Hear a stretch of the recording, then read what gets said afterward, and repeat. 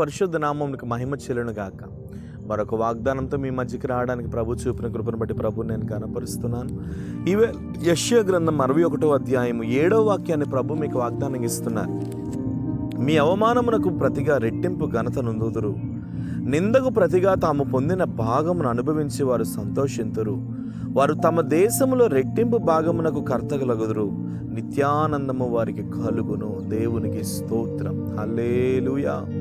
మీరు ఎవరైనా చేయని తప్పుకు ఒకవేళ నింద అనుభవిస్తున్నారేమో, చేయని పొరపాటుకు ఒకవేళ నిందను అనుభవిస్తున్నారేమో, ఒకవేళ ఎవరెవరో లేని వాటిని ఉన్నట్టుగా, ఉన్న వాటిని లేనట్టుగా మీ జీవితంలో టార్చర్ చూపిస్తూ, మీకు భయంకరంగా వేదన భరిస్తూ, భయంకరంగా వేధిస్తూ, మిమ్మల్ని మానసికంగా, శారీరకంగా కృంగదీస్తున్నారేమో, ఈవేళ ప్రభు సన్నిధిలో ఒక బలమైనటువంటి వాగ్దానమును దేవుడు మీ జీవితంలో ఇస్తున్నాడు.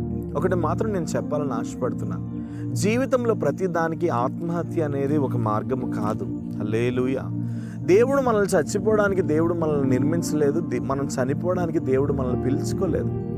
ఊపిరిచ్చిన దేవుడే మరలా ఊపిరిని తీయాలా, ప్రాణం పోసిన దేవుడే మరలా ప్రాణమును తీయాలి. దేవునికి స్తోత్రం. ఆయన అనుమతి లేనిదే భూమి మీద ఏది జరగదు. నమ్మిన వారు హల్లెలూయా చెప్తారా? ఆయన అనుమతి లేనిదే ఏది జరగదు. మీ జీవితంలో ఎప్పుడు మీరు ఒక విషయాన్ని గుర్తుపెట్టుకోండి, నీకు కలుగుతున్న అవమానం బట్టి చచ్చిపోవాలనో, లేదా నీకు కలుగుతున్న నిందను బట్టి నా బ్రతుకు ఎందుకనో, లేదా నీకు కలుగుతున్నటువంటి పరిస్థితులను బట్టి ఎందుకు నేను ఎలా అయిపోవాలని నువ్వు ఎప్పుడు అనుకోవద్దు. దేవుడి రోజు నీకు వాగ్దానం చేస్తున్నాడు, నీ అవమానమునకు ప్రతిగా రెట్టింపు ఘనతను నీ జీవితంలో ఇవ్వబోతున్నాడు. హల్లెలూయా. దయచేసి ఆమేన్ అని చెప్తూ రిసీవ్ చేసుకోండి. మీ అవమానమునకు ప్రతిగా రెట్టింపు ఘనతను ఇవ్వబోతున్నాడు.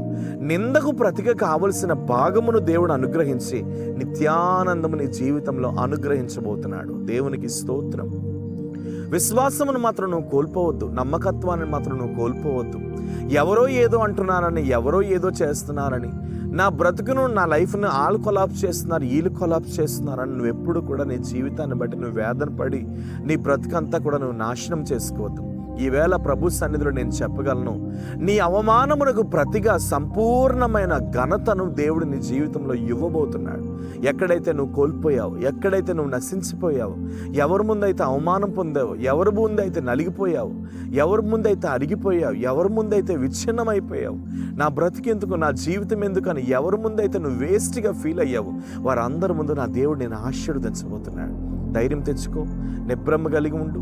నీ జీవితంలో ఏ సమస్య శాశ్వతం కాదు. నీ బ్రతుకులో ఏ సమస్యకు శాశ్వతమైనటువంటి స్థితి ఉండదు. ప్రతి సమస్యకు ఒక పరిష్కారం ఉంటుంది. ప్రతి సమస్య నుండి దేవుడు నిన్ను విడిపిస్తాడు.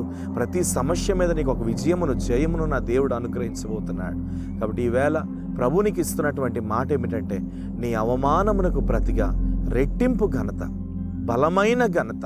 ఇంతవరకు ఒకవేళ నీ జీవితంలో సంతోషం లేక, ఆనందం లేక, నా లైఫ్ ఏంటో, నా జీవితం ఏంటో అని నువ్వు ఏడ్చి బాధపడ్డావేమో, ప్రతి దానికి ఒక పరిష్కారంను దేవుడు ఇవ్వబోతున్నాడు.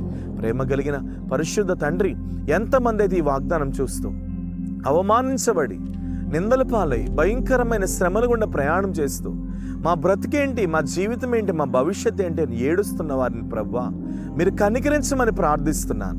ఇప్పుడే ఈ వాగ్దానం చూస్తున్న వారి మీద అవమానమునకు రెట్టింపు ఘనత కలుగునుగాక, అవమానమునకు రెట్టింపు ఘనత కలుగునుగాక, నిందకు రెట్టింపు సంతోషము కలుగునుగాక. వారి బ్రతుకుల్లో ఇప్పుడే నీ ఆశీర్వాదంను పంపండి, నీ దీవెనను పంపండి. వారి లైఫ్ని కొలాప్స్ చేస్తున్న వారందరితో మీరు మాట్లాడమని ప్రార్థిస్తున్నాను. యేసు నామములో మీరు ఆశీర్వదించమని ప్రార్థిస్తూ, దీవించమని, బలపరచమని యేసు నామములో అడుగుచున్నాను తండ్రి. ఆమేన్. God bless you. నిశ్చయంగా ప్రభు నమ్మదగిన వాడు. ధైర్యం తెచ్చుకోండి. మీ అవమానమునకు రెట్టింపు ఘనతను దేవుడు పోతున్నాడు. అవసరం ఉంటే కాంటాక్ట్ చేయండి. ఖచ్చితంగా మీ కొరకు మేము ప్రార్థన చేస్తాం. Praise lord.